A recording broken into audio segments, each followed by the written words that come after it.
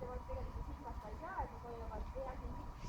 Ja veehal nad kõige rohkem liikudes tegelikult lähtuvadki oma komisjonile, nende puhul on väga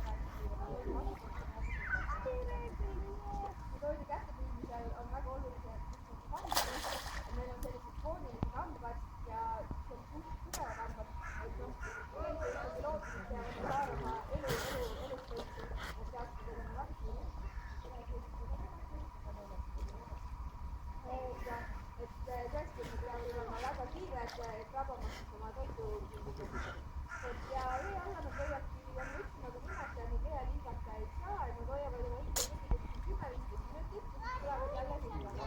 Aga hülged on võimalik kauem olnud. Hallilastel kõige rohkem on üle poole tunni, aga hülgeliikidest, kes suudavad vee all olla 70-30 kuupäeva, et teevad hüpped ja hülged selle liikini. Ja kui nad vee alla lähevad, siis kuskil enam-vähem 70 tugevusele võivad ka kolmesaamalt tugevusele, aga neil ei ole siin aga on jällegi hülgeliikid, kes on võimalik lausa 900 meetri tugevusele, nendel on seal väga palju kohastud, mis aitavad teha, et sügaval vees on väga kõrge nii-öelda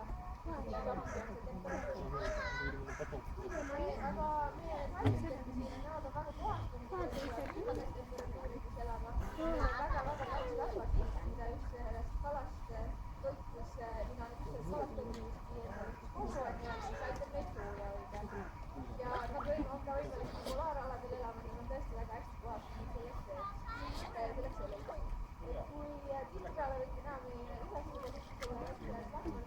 tikutamas, et kaldamas käivad küll, et eelkõige poetimisperioodil, et pojasünid läheb kaldale, aga enamjaolt nad veedavad enam oma elu vees.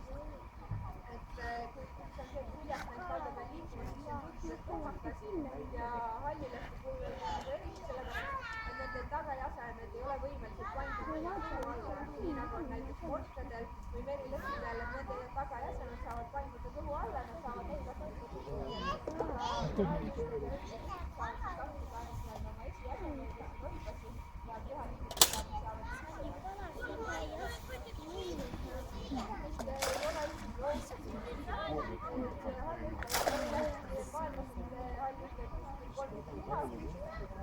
ja Eestis Läänemeres on kuskil 23 000 kunagi oli algustel oli lausa 20 sajandi alguses oli neid 88 000 kuni 100 000, aga toimus drastiline muutus, tekkinud arvutus langes alla paari tuhandeni. Keegi julgeb pakkuda, mis selle põhistada, mis või sihukeste lambugi. Üldjaht on üks asi, aga tegelikult merest on reaalselt oli pikalt käinud, aga tolleks hetkeks oli üks saasteainete kontsentratsioon juba nii kõrge, et hakkas mõjutama nende toidulaudele ja need ennast ka. Tegemist oli siis kuuluvate orgaaniliste ainetega, nagu saasteainetega, mis veelgi rakendatud ära, et käisid pestitsiididest ja need hakkasid ja samuti oli nende toitmõjutajad ja olid ka müümõjutajad, et see aine siis kogunes nende raskukohta ja teiseks seda ebalasnaga sai et lõpuks see mõjutas nende emakad nii palju, et nad ei olnud võimelised enam üldse järgmist saamagi. Nendel olid emakatega väga palju probleeme ja väga palju ka järgmist ei olnud võimakad. Et väga ruttu keelati selle nende ainete kasutamine ära,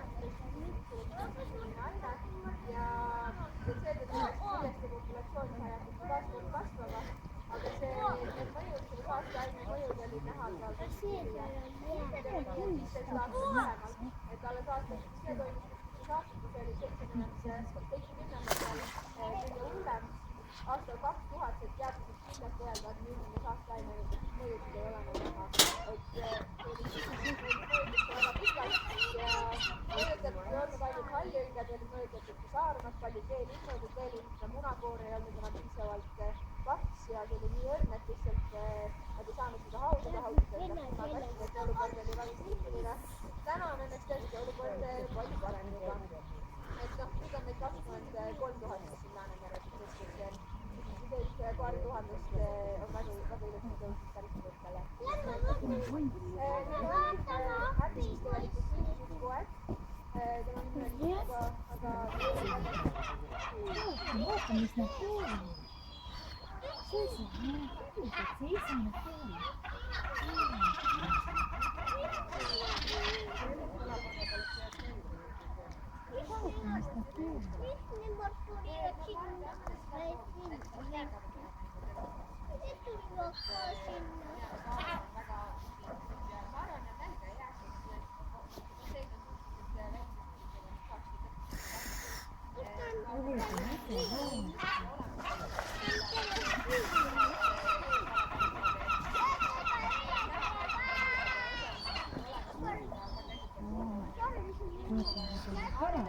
On pandud külge, nad teevad neid, jaa, veel, see on tore.